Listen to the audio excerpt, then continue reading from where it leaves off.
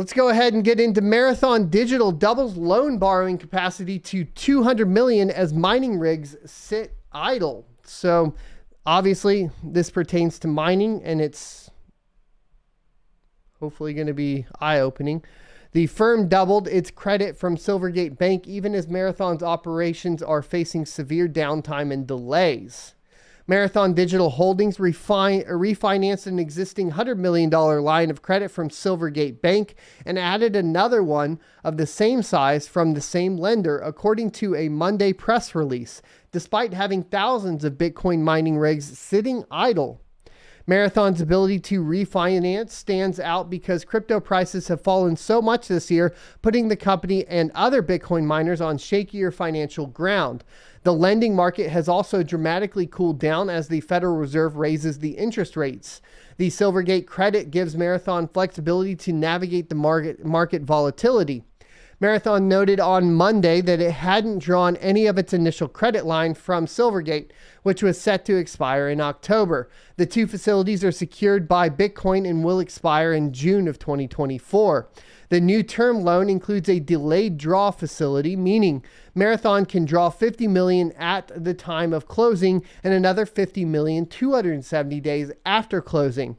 The press release said the term loan comes with a variable interest rate, which is currently set at 7.25%, the firm said. When Marathon announced its initial revolving credit facility from Silvergate in October of 2021, its active fleet of miners stood at 25,272.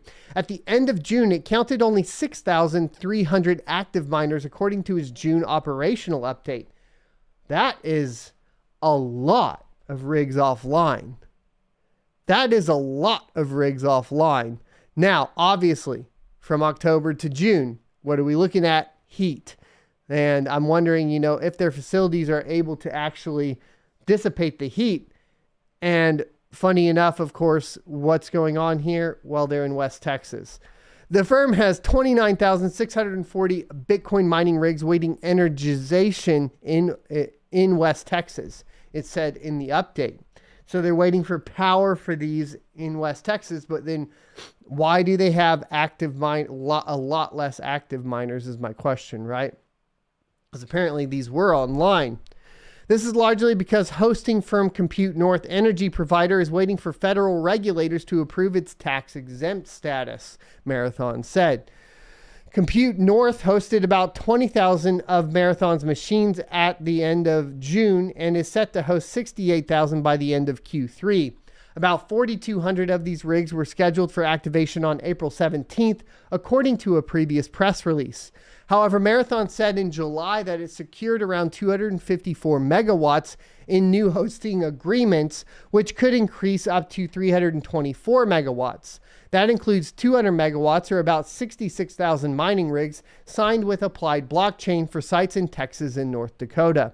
Marathon believes it has now secured ample hosting arrangements to support the company's previously stated goal of approximately 23.3 exahash per second of Bitcoin mining computing power in 2023, the firm said. In addition to the Texas energization delay, about 75% of Marathon's active fleet was left without power after a storm damaged its energy supplier in Hardin, Montana in June. There we go. That's what happened. The approximately 30,000 miners in Hardin were mostly undamaged, Mara said. The ground crew at Hardin continues to make progress as they work to bring the power plant and our miners back online in a reduced capacity, the firm said in its June update.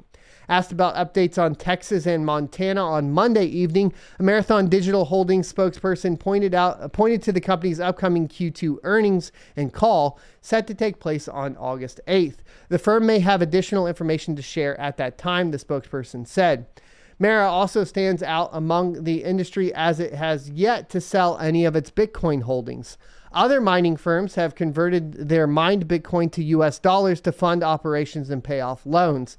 Last week at the Mining Disrupt conference in Miami, Marathon's CEO Fred Thiel revealed an analysis that showed miners stand to benefit in the long term from selling half of their mined Bitcoin compared to holding all of their production or selling daily. That's interesting. I will definitely have to read that analysis here. at some point. Let's get that marked over for a video later. We'll review that for you guys. So what are we seeing? Well, interestingly enough, they were able to get some more capital so they won't have to sell their Bitcoin, but they have a lot of rigs offline due to obviously that power issue where they had the power plant go down. It's not looking good for Mara because like that's so many miners offline. I have a feeling on August 8th there's going to be some blowback, you know, from their earnings reports. There's no way at this time that they are staying afloat, especially in June. But, you know, you take out a loan, if you can get that capital, you're probably way better off than most people right now. And being able to hold Bitcoin and wait for, you know, the price to go up more is definitely beneficial, right? So that's kind of the game. As miners, we should have been in a cash position already to try to hold as much cryptocurrency as possible through the bear market. And I've talked to you guys about that before. I think I failed there, definitely. So hopefully, you know, next time we get it right. Thanks for checking out this clip from the Crypto Mining Show. You can check out the full episode here or more crypto content down here. Also, I'd like you to check out my locals page at sonofatech.locals.com where you can become a member for free or choose to be a $5 a month supporter that unlocks additional content.